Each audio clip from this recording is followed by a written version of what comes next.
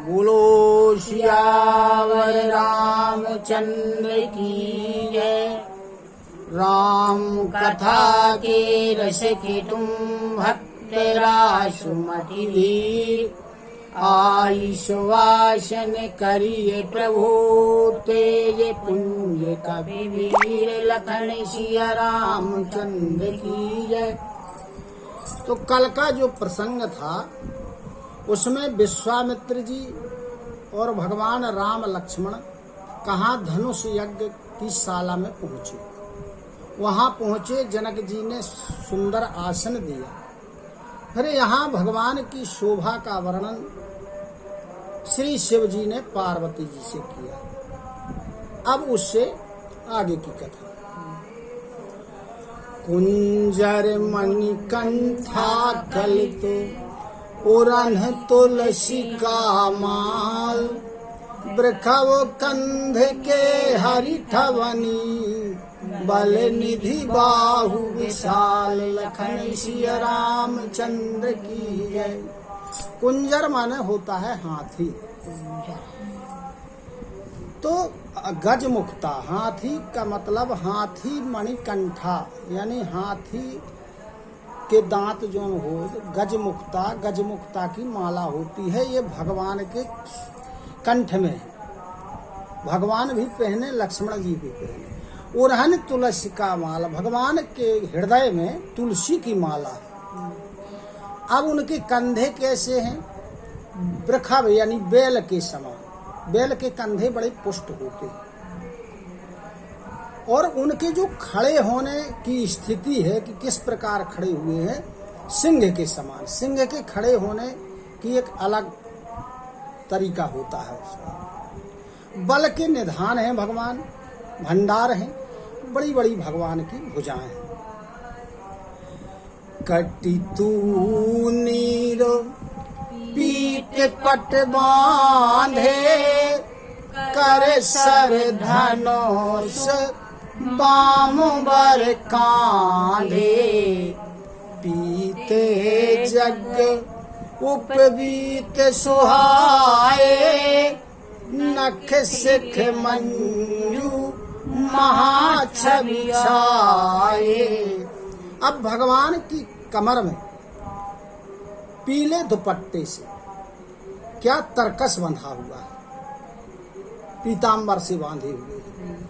हाथ में धनुष बाण लिए हुए हैं और बाएं कंधे पर धनुष टंगा है, हाथ में बाण लिए हुए हैं। अब भगवान राम और लक्ष्मण सुंदर जनेऊ पहने हुए हैं। जनेऊ है कैसा? पीले रंग का। नख से लेकर सिख तक भगवान की जो शोभा है वो बहुत बड़ी शोभायमान हो रही है।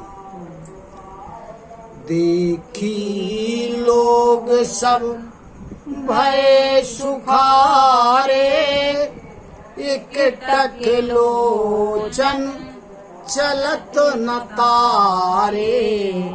हर से जनकु देख दो भाई, मुनि पद कमालो गहे तब जाई।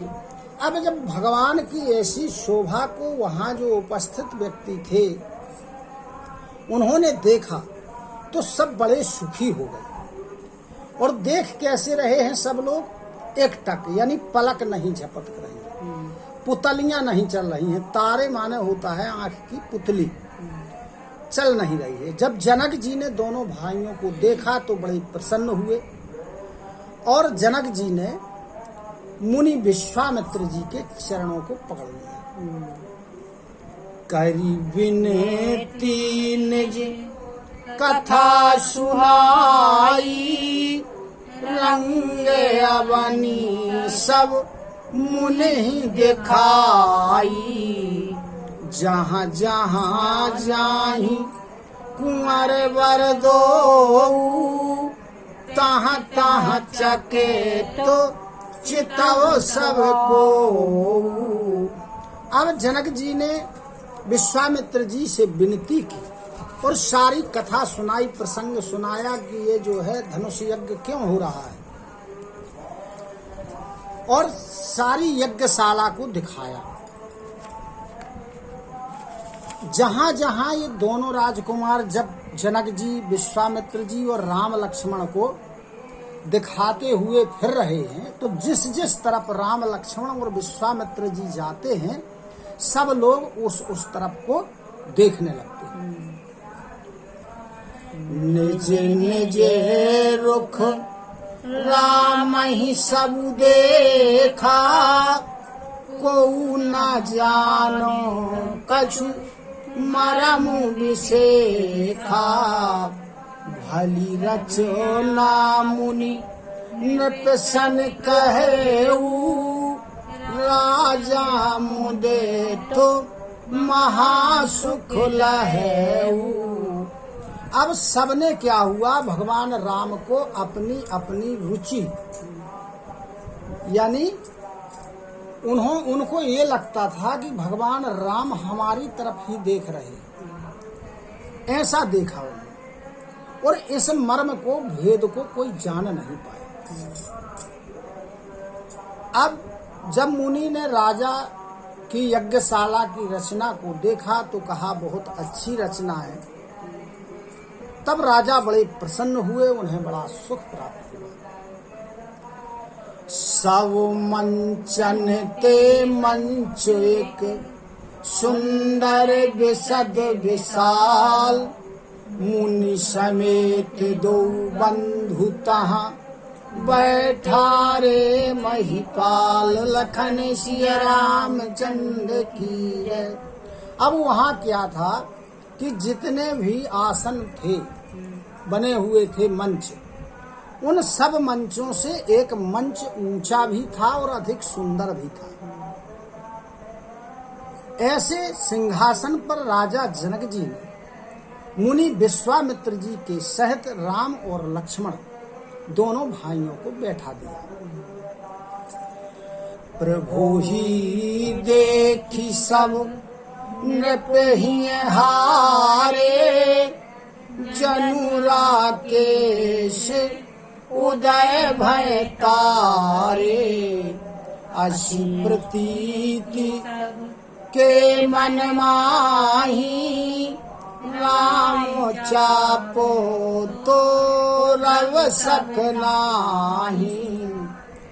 अब जब भगवान राम को देखा सब राजाओं ने, तो वो अपने हृदय में हार मान गए, निराश हो गए। उनको देखकर ऐसा लगा जैसे जब सूर्य का उदय हो जाता है, या वो सूर्य का नहीं, चंद्रमा का, जब चंद्रमा का उदय हो जाता है, पूर्ण चंद्रमा आ जाता है, तब तारे जो है कांति विहीन हो जाते हैं, उनका उजाला फीका पड़ जाता है। अब सबके मन में यह विश्वास हो गया कि जो भगवान राम है यही धनुष को तोड़ेंगे, इसमें कोई संदेह नहीं है। भाई जोग जुड़ गए। जनक जी ने भी ऊंचा सिंहासन दे दिया, इनका जो व्यक्तित्व था वो भी अच्छा दिख रहा था, शोभा लग रही थी बड़ी। बिनु भंजहु भाव धनुष विशाला, मेले सिए राम और माला। अस विचारी गवनहु घर भाई, जसु प्रतापो बलु तेज गमाई। अब कुछ लोग कहने लगे कि भगवान राम यदि धनुष भी नहीं तोड़ पाए तो भी उनमें इतनी सुंदरता है कि सीता जी उनके गले में ही जयमाला डालेंगे, धनुष तोड़े या ना तोड़े। कहने लगे कि ऐसा सभी लोग अपने मन में विचार कर लो और अपने अपने घर को चले जाओ, अपना बल, अपना प्रताप, अपना तेज सब कुछ यहीं गवा दो। बेहसे अपर भूप सुनि बानी, जे अविवेक अंधे अभिमानी। तोरे हूँ धनुष ब्याहु अवगाहा, बिन तोरे को कुंवरी ब्याह। अब जब कुछ राजाओं की बात दूसरे उस तरफ पास के राजाओं ने सुनी, कौन से राजाओं ने? जो अविवेकी थे, विवेक का प्रयोग नहीं करते थे और अविवेक के कारण अंधे थे, तो वो कहने लगे, हंसने लगे, कहने लगे कि धनुष तोड़ने के बाद भी विवाह होना मुश्किल है, युद्ध होगा, तो फिर बिना धनुष तोड़े कैसे हो सकता है? ऐसा कौन है? हम देखते हैं कौन विवाह करता है। एक बार कालऊ किन हो सिए हित समार जितब हम सो। यह सुनी अवर महप मुस्काने धर्मशील हरि भगत सयाने। जो वे राजा थे 2, 4, 10, 25, वो कहने लगे कि यदि एक बार काल भी यदि होगा तो सीता जी के लिए उसको भी हम युद्ध में जीतेंगे। अब जब उन राजाओं की वाणी को और दूसरे राजाओं ने सुना, किन राजाओं ने? जो धर्म को मानने वाले थे, भगवान के भक्त थे, तो वो क्या हुए? मुस्काने लगे। सीए ब्याह विराम गर्व दूर करिन पन्ह के जीती को सक संग्राम दशरथ के रनवाकुरे लखन सिया रामचंद्र की जय। तो जो धर्मशील राजा थे, विवेकशील थे, भगवान के भक्त थे, उन्होंने कहा, उन सब राजाओं को सुनाते हुए, उनके अभिमान को नष्ट करते हुए कहने लगे कि सीता जी को तो राम जी ही विवाह करेंगे उनके साथ, क्योंकि वही सीता जी के लिए और उनको कोई भी युद्ध में नहीं जीत सकता है। वो दशरथ जी के पुत्र हैं, वो युद्ध में बड़े प्रवीण हैं, बलशाली हैं। व्यर्थो मरहु जनी गाल बजाई मन मोदकानी की भूख बुताई। सिख हमारी सुनी परम पुनीता जगदम्बा जानहु जी सीता। कहने लगे कि अरे मूर्ख राजाओ, व्यर्थ में क्यों गाल बजाते? अरे कहीं मन के लड्डू खाने से भूख नष्ट होती है, कहीं भूख मिटती है। हमारी शिक्षा को सुनो। कैसी शिक्षा? पवित्र। कि जगदम्बा जो है, जो जानकी जी, ये जगत माता है, जगत जननी है। ऐसा अपने हृदय में विचार कर लो। जगतो पिता रघुपति ही विचारी भरी लोचनो छवि लेहु निहारी। सुंदर सुखद सकल गुण राशि ए दो बंधु शंभु और वासी। और जो ये रघुनाथ जी हैं, श्री रामचंद्र, इनको जगत का पिता समझिए। ये जगत पिता है और नेत्र भर करके इनकी छवि का दर्शन कर लीजिए। और ये कैसे हैं? बड़े सुंदर हैं, सुख प्रदान करने वाले, सभी प्रकार के गुणों का भंडार है या राशि है। ये जो दोनों भाई हैं, ये श्री शिव जी के हृदय में वास करने वाले। सुधा समुद्र समीप बिहाई मृग जलु न रखो मरहु कत धाई। करहु जाई जा कहूँ जोई भावा हम तो आजू जन्म फल पावा। अब कहने लगे कि पास में समुद्र है और उस समुद्र को छोड़ करके जो आप लोग हैं यानी जगत जननी माता भगवान श्री रामचंद्र जी के छोड़ करके जिस प्रकार मृग है, मृग रेत में जब धूप लगती है तो ऐसा लगने लगता है जैसे पानी है। तो मृग तृष्णा में पड़े हुए हो तुम लोग, क्यों मर रहे हो? और जाकर के तुमको जिसको जो मन के को अच्छा लगे वह करो। हमने तो आज अपने मनुष्य का जन्म लेने का फल प्राप्त कर लिया। अस कही भले भूप अनुरागे रूप अनूप बिलोकन लागे। देखहि सुर नभ चढ़े विमाना बरसहि सुमानो करहि कल गाना। ऐसा कह करके वो राजा प्रेम में मग्न हो गए। भगवान का जो अनुपम रूप था, स्वरूप था, उनकी छवि थी, उसको देखने लगे। अब देवता लोग क्या कर रहे कि आकाश में विमानों पर चढ़े हुए हैं और वहां से भगवान की छवि का दर्शन करते हैं और फूलों की वर्षा कर रहे हैं।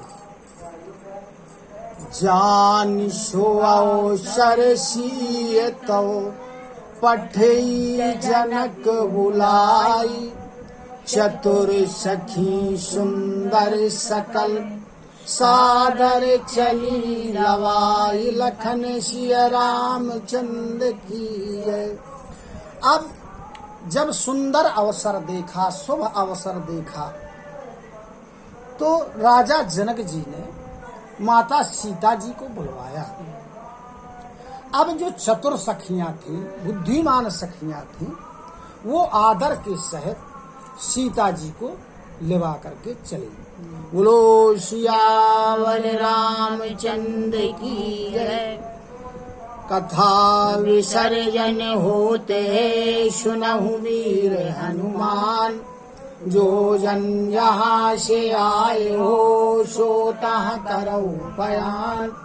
श्रोता सब आश्रम गए शंभु गए कैलाश। रामायण मन हृदय में सदा करहु तुम वास। लखन सिया रामचंद्र की जय। उमापति महादेव की जय। पवन सुत हनुमान की जय। गुरु गोविंद की जय हो। जय जय सीताराम जय जय राधे श्याम। नमः पार्वती पते हर हर हर महादेव। हरि शरणम हरि शरणम हरि शरणम हरि शरणम।